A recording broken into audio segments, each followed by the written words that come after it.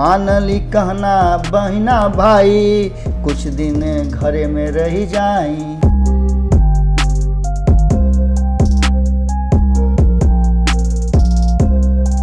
बोला तनी हेरा से अभिनंदन बार बोलो के अपना कार्यक्रम जना के नाम है खूटा ठोक के।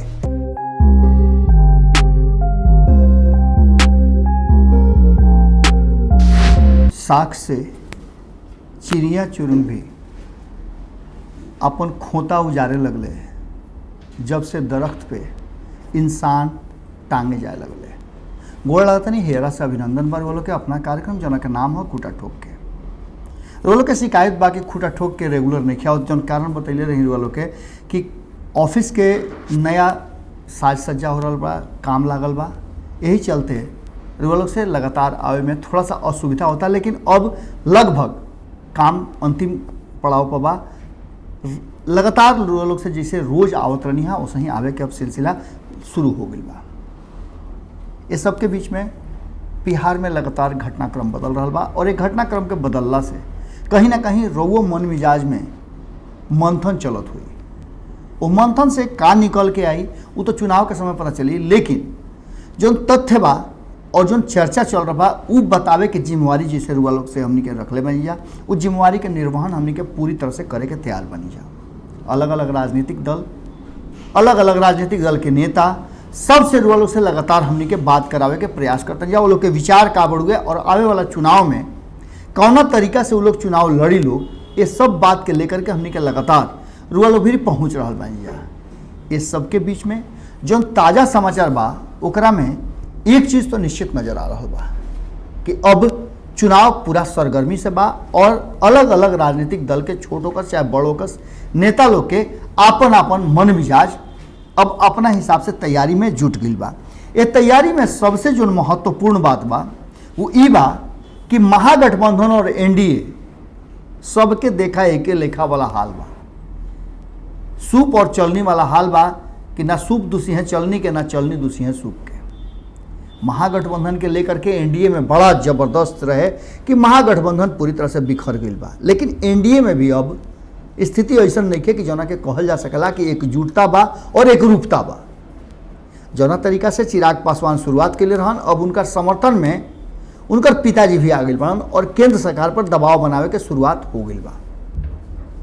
जैसे कि लोग जानता नहीं कि सबसे बड़ा अगर कोई मुद्दा बा तो कोरोना नहीं खे, सबसे बड़ा मुद्दा बा तो भूख नहीं खे, सबसे बड़ा मुद्दा बा तो बेरोजगारी नहीं खे, सबसे बड़ा मुद्दा शिक्षा नहीं खे, सबसे बड़ा मुद्दा बाढ़ और सुखाड़ नहीं खे, सबसे बड़ा मुद्दा सियासत बा, सबसे बड़ा मुद्दा राजनीति बा, और ओकरो में राजनीति के आपन आपन गोटी सेट करे खातिर आरक्षण बा।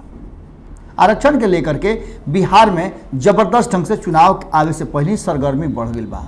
अलग अलग राजनीतिक दल के नेता एक जगह यह मुद्दा पर आवे के तैयारी में बढ़ल, लेकिन एगो दल बा जो अपना के एक से अलग कर ले बा।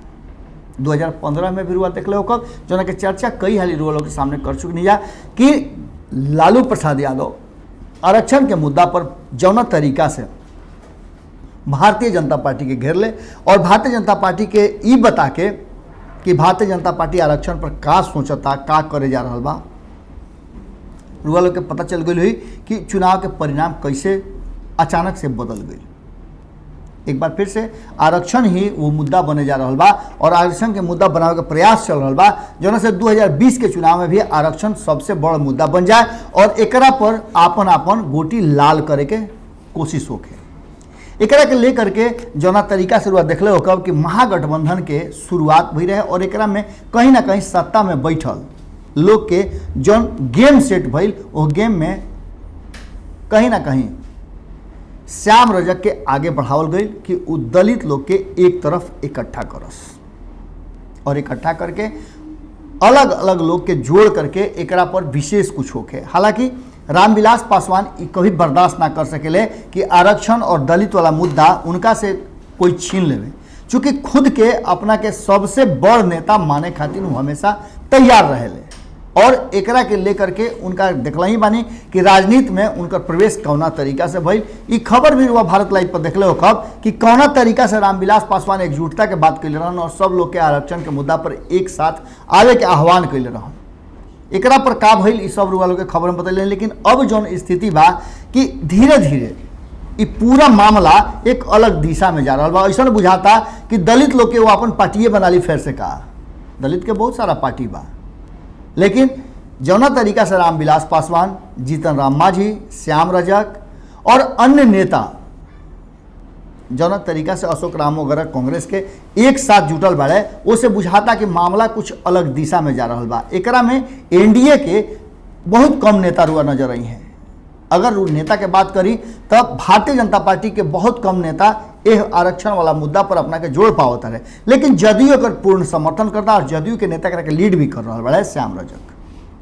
लगातार हुआ देख लो कि कई तौर के मीटिंग हो गई और मीटिंग अलग अलग नेता के घर पर हो रहा बा। जीतन राम मांझी के एकरा के लीडर बनावल गई बा और कहीं ना कहीं अब यह जीतन राम मांझी के लीडर बनावला के बाद जदयू और हिंदुस्तानी आवाम पार्टी के नज़दीकी बहुत ज़्यादा बढ़ गई बा। एकरा साथ साथ कांग्रेस के भी नज़दीकी बढ़ रहा बा। कांग्रेस के नेता भी यह आरक्षण वाला मुद्दा पर पूरी तरह से जदयू और हिंदुस्तानी आवाम के साथ बढ़े। एकरा में अगर हुआ देखी तो आरएलएसपी भी बा। एकरा में अगर देख ली हुआ तो वीआईपी के नेता भी बाड़न और सब मिल करके आरक्षण के मुद्दा के एक जगह ले आकर के और केंद्र सरकार पर दबाव बनावे के प्रयास करता हूँ। अब जैसे ही एकरा पर सब कुछ बढ़े लागल तो एक तरफ जहाँ सवर्ण लोग के गुस्सा खींच बढ़े लागल, ओइजे रामविलास पासवान के भी अपन गद्दी छिनात नजर आई। और यह कारण बा कि वो आगे बढ़ करके इस मुद्दा पर सब लोग के एक साथ जुड़े के बाद शुरुआत कर दिले। अब ये पूरे बिहार के राजनीति के कैसे प्रभावित करता एकरा पर हुआ से चर्चा करे खातिर हम आज खूंटा ठोक में बैठल बानी। एकर खूंटा केकर मजबूत गड़ाई ई बात रुआ लोग के जानल जरूरी बा, चूँकि विश्लेषण और विश्लेषण में रुआ लोग के विचार बहुत जरूरी बा। ऐसे रुआ लोग अपन विचार जरूर दे, कारण कि मुद्दा आजे खत्म नहीं होत। आज तो हमनी के शुरुआत के नहीं जा, हालांकि और माध्यम पर रुआ शुरुआत देखले हो कब, लेकिन खूंटा ठोक के में आज यह मुद्दा के लेकर चल रही एकरा से बिहार के राजनीति कैसे प्रभावित हुई रुआ लोग के विचार बहुत जरूरी बा। जब बात अलग अलग दल के नेता से होता तो सब लोग के कहना यह बा कि एकरा के 9वीं अनुसूची में शामिल करे के सरकार पर दबाव बनी। अब समझ ली रुआ कि जब रामविलास पासवान इस बात के लेकर के आगे बढ़ल चाहता ना तो उनका पैर में टंगड़ी और लंगड़ी दोनों मारे खातिर तैयार आरएलएसपी बा। उपेंद्र कुशवाहा उनका के सीधे तौर पर कहले बड़ा कि पहले तो तू ओइजा से इस्तीफा दो जेकरा विरुद्ध तू ई बात कह रहा बड़ा। यानी भारतीय जनता पार्टी अगर आरक्षण विरोधी बा तो ओकरा साथे बैठ करके सत्ता के सुख भोग करके और तू अगर कहत रही बात तो ये बात उचित नहीं के, तहरा पहले सत्ता छोड़ के बाहर आवे के पड़ी। तार साथ देवे के सब कोई तैयार बा। सत्ता के मलाई भी खइब और झूठो मुठ के तू हल्ला भी करब, दोनों ना चली। ओइजे कहीं ना कहीं नज़दीकी जौन बा वो जीतन राम मांझी के नीतीश कुमार के पार्टी जदयू से बढ़ गई बा। श्याम रजक एकरा में काम कैले बड़े कड़ी के और वो लगातार इस संबंध के जोड़े के प्रयास करता है। दूसर का तरफ कांग्रेस के भी सॉफ्ट कॉर्नर कहीं ना कहीं एक पूरे मामला में बा और ये मुद्दा कौन छोटा मोटा नहीं है। नीतीश कुमार के देख रेख में ही सारा मुद्दा आगे चल रहा बा। अब तक नीतीश कुमार भारतीय जनता पार्टी के विरोध के लगातार 2017 में जब से वो दोबारा गई बना तब से रुआ ये खाली बिना देख लो कब कि कभी भी वो विरोध कैले होकस या अन्य कोई मुद्दा पर अलग अपन विचार रख ले होकस। सिर्फ भारतीय जनता पार्टी के साथे चले के वो लगातार तैयारी कर रहा बा और ये तैयारी में कहीं ना कहीं रुआ देख लो कब कि सिर्फ हामी भरे के काम करता और हामी या मौन रहना दोनों के मौनम स्वीकार्य लक्षणम कहल जाला। अब इस सब पर बिहार में चर्चा जबरदस्त हो रहा कि आवे वाला चुनाव में मुद्दा का हुई। बेसिक रूप से मुद्दा उठावे में कहीं ना कहीं विपक्ष पिछड़त रहा। अब की हाली मुद्दा लेकर के तेजस्वी यादव आगे आयल बा और तेजस्वी यादव के कहना बा कि मुद्दा जौन बा वो सिर्फ और सिर्फ बेरोजगारी, बेकारी और वापस आई लोग के रोजगार देवे के हो सकेला, गरीबी दूर करे के हो सकेला और रोजगार सृजन के हो सकेला, ओकरा सिवाय कोई मुद्दा नहीं है। यह मुद्दा पर कहीं ना कहीं वो आरक्षण वगैरह जितना भी मुद्दा बा उस सब मुद्दा के धीरे से ठंडा बस्ता में रखे के बात कहता है। उनका कहना बा कि आरक्षण तो बहुत बड़ा मुद्दा बा, लेकिन सबसे बड़ा मुद्दा बा कि बिहार में रोजगार सृजन कैसे हुई। जब राह बनी, रोजगार लोग के मिल लगी तब ना आरक्षण की जरूरत पड़ी और एकरा के लेकर के लालू प्रसाद से उनका पूर्ण समर्थन भी मिल गई बा। यही कारण बा कि जौन आरक्षण के लेकर के भारतीय जनता पार्टी के घेरे के प्रयास करता अलग अलग दल ओकरा से आरजेडी अपना के अलग कर ले बा। आरजेडी के कहना बा कि संगे रहना और संगे लड़ाई ई संभव नहीं है। लड़ाई लड़े के बाद तो दू खेमा बनावे के पड़ी और इस कभी भी संभव नहीं है कि नीतीश कुमार के पार्टी सत्ता में रह करके वही भारतीय जनता पार्टी के साथ रह करके और ओकरे विरोध करी तो कहीं ना कहीं एकरा में गेम बा और जनता के बात कहीं भी सामने ना आ सकेला। नीतीश कुमार जी के चुप्पी बता रहा बा कि वो विरोध के स्थिति में नहीं खन, भले वो अपना नेता लोग से विरोध करवाओ तो ये अलग बात बा।